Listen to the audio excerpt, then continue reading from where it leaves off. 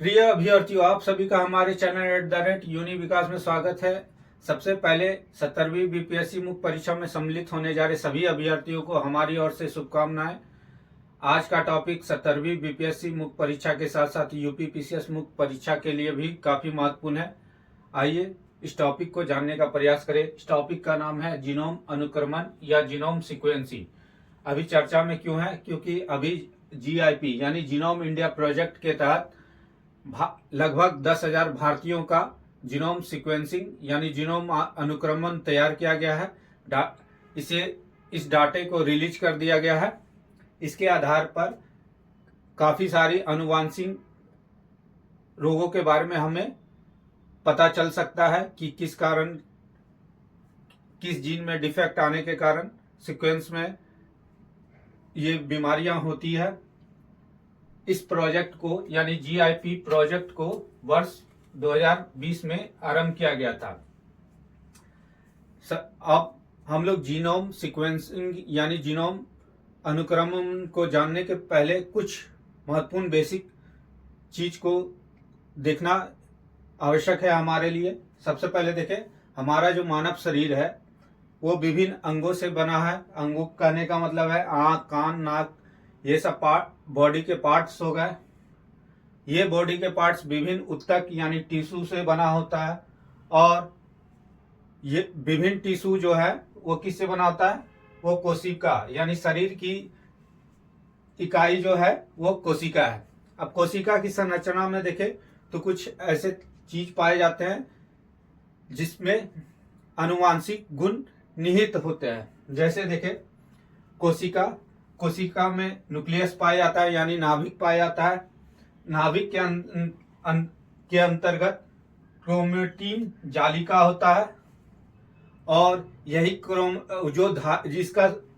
जिसकी संरचना धागेनुमा होती है। यही क्रोमेटिन जालिका जब टूटती है कोशिका विभाजन के समय, तो डीएनए का गुणसूत्र का निर्माण करती है। और गुणसूत्र के अंदर जो है एक इस प्रकार की संरचना पाई जाती है जिसे हम लोग डीएनए कहते हैं यानी डीऑक्सी राइबो न्यूक्लिक अम्ल। और इसी डीएनए को जब यूनिट के रूप में लेते हैं, मतलब इकाई के रूप में लेते हैं, जैसे डीएनए में 4 चीज पाया जाता है: थाइमिन, एडानिन, गुआनिन और साइटोसिन। ये 4 चीजें पाई जाती है। अब जब इसको एक इकाई के रूप में ले लेते हैं तो वो क्या कहलाता है?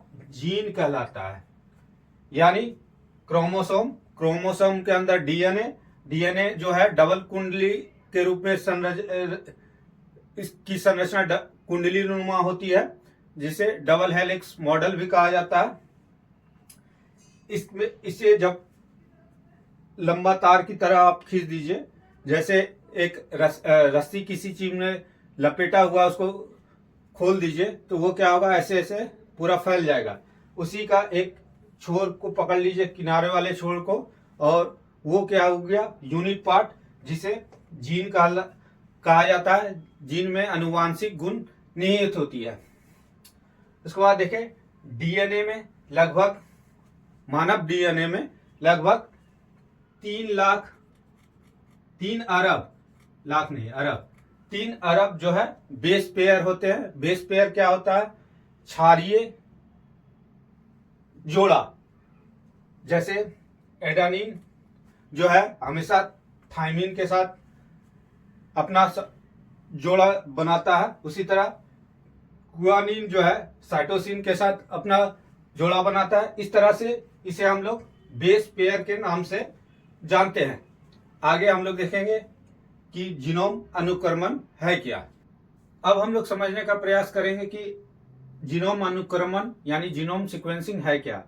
जैसा कि हमें पता है, गुणसूत्र में डीएनए पाया जाता है और यह डबल हेलिक्स मॉडल के तहत बॉन्ड के रूप में रहता है यानी क्षारीय पेयर के रूप में रहता है।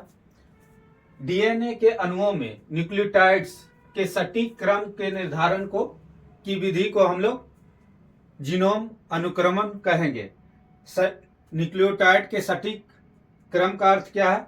जैसे डीएनए में क्या पाया जाता है? एडेनिन, थायमिन, साइटोसिन और गुआनिन।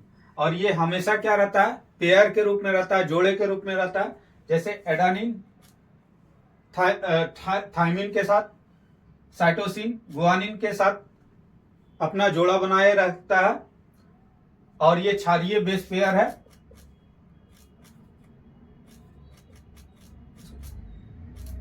और लगभग मानव में 3 अरब ये बेस पेयर पाए जाते हैं। इसी का क्रम, इसी के सीक्वेंस को एक मैपिंग करने की विधि क्या है? जीनोम अनुक्रमण विधि। अब ये चल रहा है, एक सीक्वेंस चल रहा है, ATCG, GC, TA, CG, इस तरह से सीक्वेंस अपना 3 अरब तक बनते जा रहा। अब इसी में किसी सीक्वेंस में को पहचान लेंगे कि मानव में जो है ये जो सीक्वेंस है, सपोज दैट इसके कारण क्या होता है? कैंसर रोग होता है। अगर जैसा कि अभी GIP यानी जीनोम इंडिया प्रोजेक्ट के तहत लगभग 99 निर्जातीय समूह का क्या किया गया? डीएनए लिया गया था। उसी के आधार पे सीक्वेंस तैयार किया गया भारत के विभिन्न राज्यों से। अब इसी सीक्वेंस को में अगर एक व्यक्ति का देखा जाए, दूसरे व्यक्ति का में भी देखा जाए कि अगर ये जो सीक्वेंस है, इस सीक्वेंस में गड़बड़ी हो जाने पर क्या होगा? ऐसा एक फॉर्मेशन तैयार होगा जिसके कारण कैंसर रोग होता है। तो डॉक्टर क्या करेंगे? उस सीक्वेंस को कट करेंगे, उसमें चिकित्सीय इलाज करेंगे, उसी को टारगेट करके दवा बनाएंगे और उस सीक्वेंस को सुधार देंगे। तो इस तरह से आनुवांशिक रोग की क्या होगी? निवृत्ति हो जाएगी। एक जनरेशन से दूसरे जनरेशन में नहीं जाएगा। इससे और दिखे दूसरा इसका फायदा क्या है? जीनोम अनुक्रमण से फॉरेंसिक साइंस में किसी जो व्यक्ति भूले भटक गए या मृत्यु हो गया, उन सबको इससे लाभ होगा। इसका फायदा फसल सुधारने में, फसलों के बीज को भी सुधारने में इसका फायदा मिलेगा। तो इस प्रकार हम लोगों ने आज जीनोम सीक्वेंसिंग को समझा। इसके अलावा हम लोगों ने जीनोम इंडिया प्रोजेक्ट के बारे में चर्चा की। आगे आने वाले वीडियो में फिर से एक महत्वपूर्ण टॉपिक को लेकर उपस्थित होंगे। तब तक के लिए धन्यवाद।